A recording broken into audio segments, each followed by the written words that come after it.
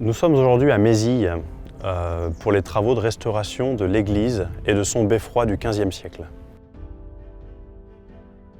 Dans tous les clochers qui comportent des cloches, il y a une structure en bois qui s'appelle un beffroi et qui permet de porter les cloches, ce qui permet de ne pas transmettre la vibration au mur car l'effet dynamique des cloches entraînerait une destruction de la maçonnerie.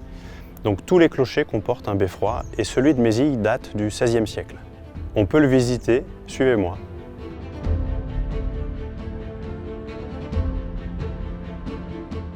Avant les travaux de rénovation, le beffroi comportait des altérations dues à des fuites d'eau avant la réfection de la couverture du clocher et par absence des abassons, donc les intempéries sur la façade ouest, ont altéré la plupart des assemblages de tout le pan de bois, ce qui a rendu impossible l'utilisation d'une des deux cloches, ce qui m'a amené à faire ces travaux de restauration pour pouvoir restituer au village le son des cloches en même temps.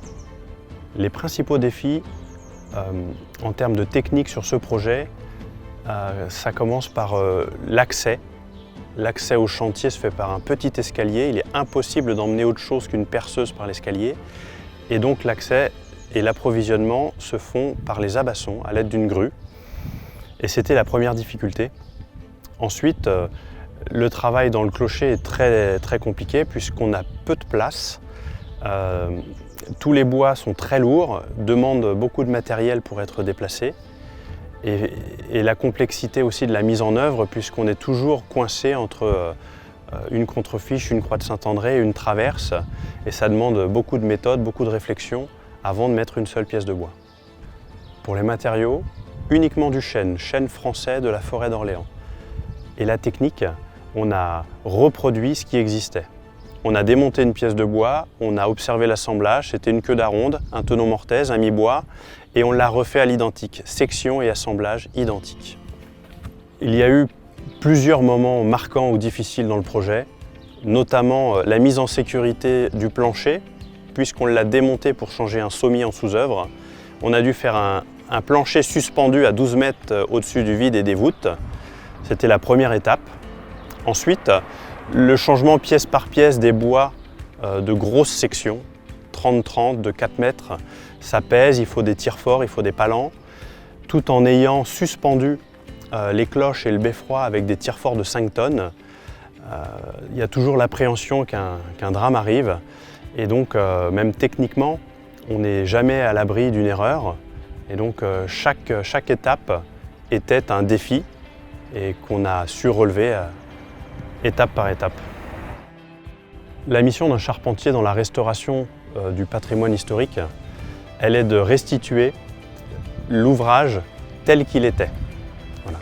L'objectif, c'est de pérenniser l'ouvrage, de le rendre durable, utilisable, sans changer la conception. Ce qui me rend fier dans cette réalisation, dans ces travaux de restauration du beffroi, c'est avant tout la reconnaissance du client et de l'architecte qui m'ont remercié à l'issue du chantier. Je suis aussi très fier d'avoir pu contribuer à pérenniser notre patrimoine et de savoir aussi que mon intervention ne se voit presque pas. J'interviens 500 ans après que les premiers charpentiers aient réalisé ce beffroi. Je l'ai restauré et peut-être que dans plusieurs centaines d'années, d'autres charpentiers feront le même travail que moi, mais je suis qu'un maillon de la chaîne et cette satisfaction, c'est la première gratification. En faisant ce travail, on ne voit pas le temps passer.